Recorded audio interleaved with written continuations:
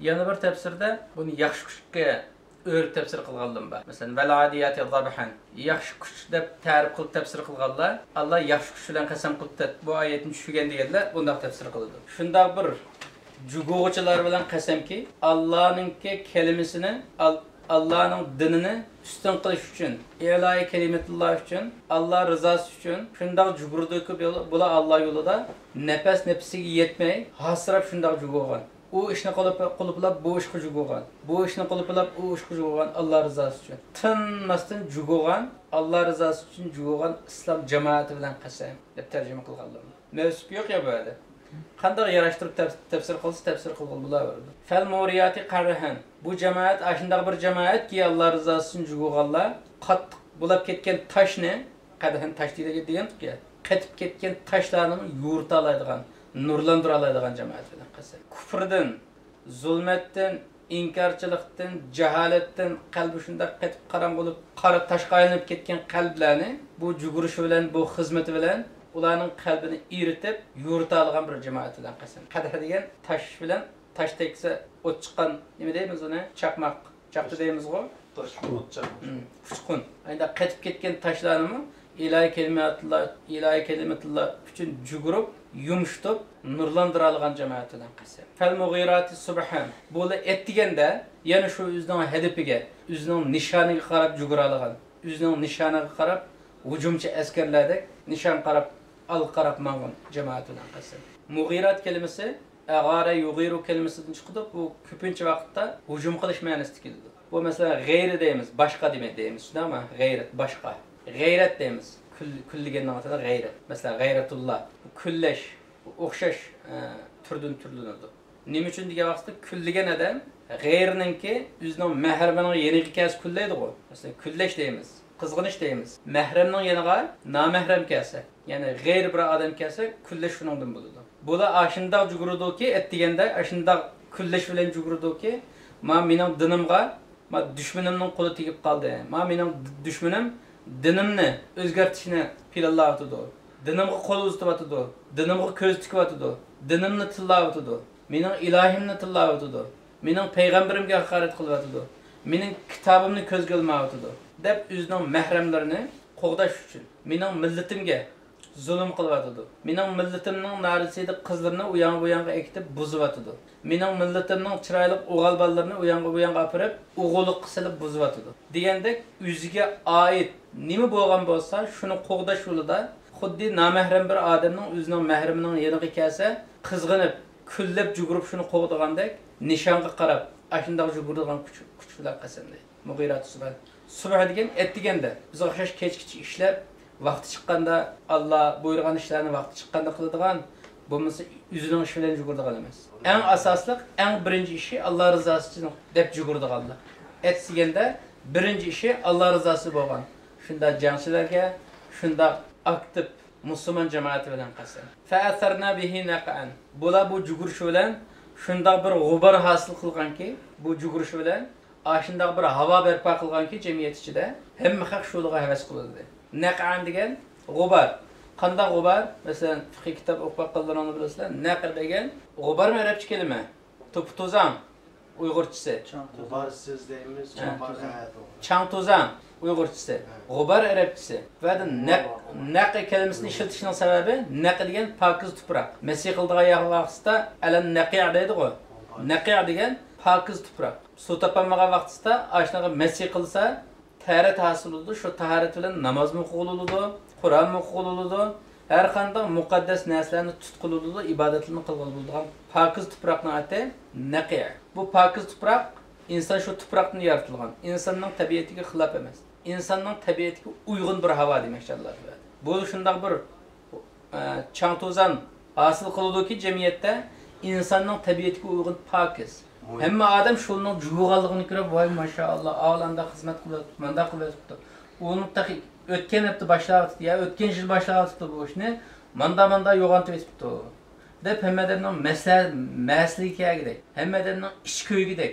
Ashunday jug'urdik u havodan, hammadan shu havoga shu g'ubar qarab, men bir qatilsam bo'pti ekan. Men bir yordam qilsam bo'pti ekan. Men bir shu xizmatni qilib olsam bo'pti ekan deb xalqning masligini keltiradigidek chang to'zan chiqaradi. Ma'naviy havo barpo qila oladigan jamoat. Ya'ni bu havoni barpo qilish uchun biz o'xshash aytdigini o'zimizning ishini qilib, ishdan kelgan vaqtdan ondan keyin ancha-muncha Allohning deganini boshqa insonlar uchun emas, endi xizmat. O'zimizningki diniy vazifalarimizni ikkinchi o'rinda qo'yib bunday qilgan emas. Butun umrni, butun qiladigan ishi Alloh rizosi uchun yug'ilgan jamoat bilan qasam. Fa vasatna bihi jama'an. Bu jamoat shunday jamoatki, bu faoliyati bilan bir jamoatning o'rtasida sakrab tushadi dedi. Jamoatning o'rtasida sakrab chiqa oladi. Bir millatning o'rtasida sakrab chiqa oladi. Bu millatni qutqizadigan men bor. Bu millatni xizmat qiladigan men bor. Bu millatga g'amguzar bo'ladigan men bor.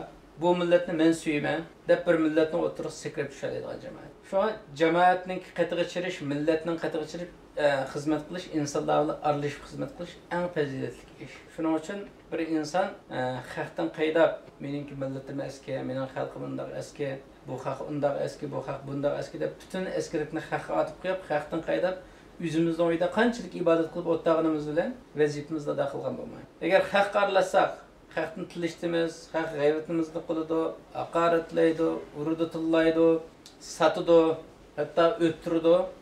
Ammo uyimizda qilgan ibodatni qilolmasligimiz mumkin. Ammo Allohning hayron qolgan jamoati bu. Xalq bilan aralashib turib, tillansimi, haqoratlansimi, mushisimi, tayoqisimi, hatto o'ltirilsimi, xalqidan ayrilmay, xalqimni Allohni tunishtirma xalqimga, islomiyatni tushuntirma xalqimga deb o'z xalqining ichiga yuguradigan, shunga ma'nolagan mushundaq jamoat bilan qasam. Vasatna degan vasatga o'ttirisi. Bu vasatna bu 5 dona oyatning oxirisidagi deb vasatna bihi jamoat.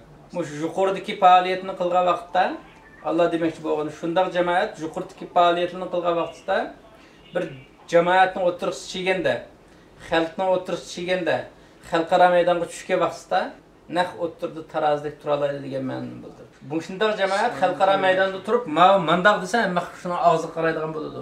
Falan davlatning ishi mandaq masala yoki terrorchi emas, yoki o'zining vatanini qo'g'dash uchun qiladi, yoki o'zining madaniyatini qo'g'dash uchun qiladi deb bir millatningki yaxshi yoki yomon bo'lishini hukm berish uchun xalqaroda mushundaq jamoat dasturga o'ttirib sakrab tushgan vaqtda tarozidanki o'ttirisda lillah to'g'andek bu jamoat ashunda o'ttirib turadigan jamoat bo'ldi oxirisida degan 5-oyatga kelishdan sababi. Xulos qilib aytgan vaqtda bu oyatga tarjima qilsak, sifat va mavsuf bo'lmagan ekan.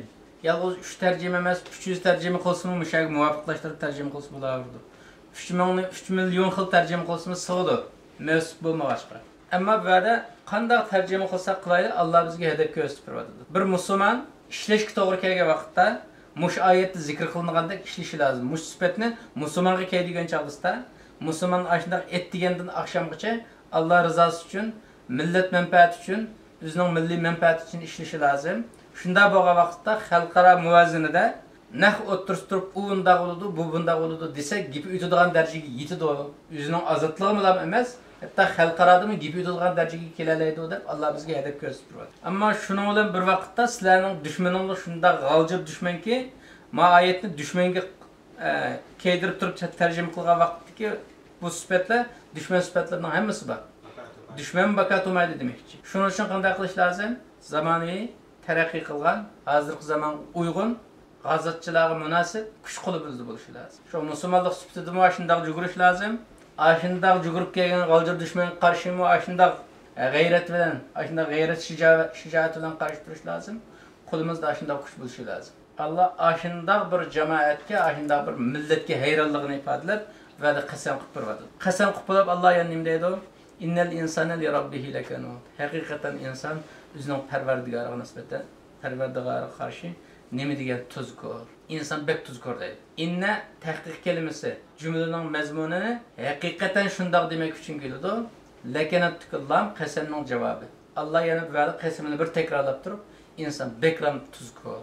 O'zining Parvardigoriga nisbatan qarshi bek tuzkor deydi. Kanut degan yana tashkil vaqtida quduq ko'lab suv chiqirman deb, bijak baqa vaqtida tang qilib bijak bir tosh chiqib qoladi.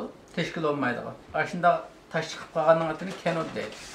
İnsanni shunda tarbiyalab shunda yaxshi gaplarni qilib, tashviq qilib kelsa, yan biriga kelgan vaqtda Allohga qarshi yana qilganligini qiladi.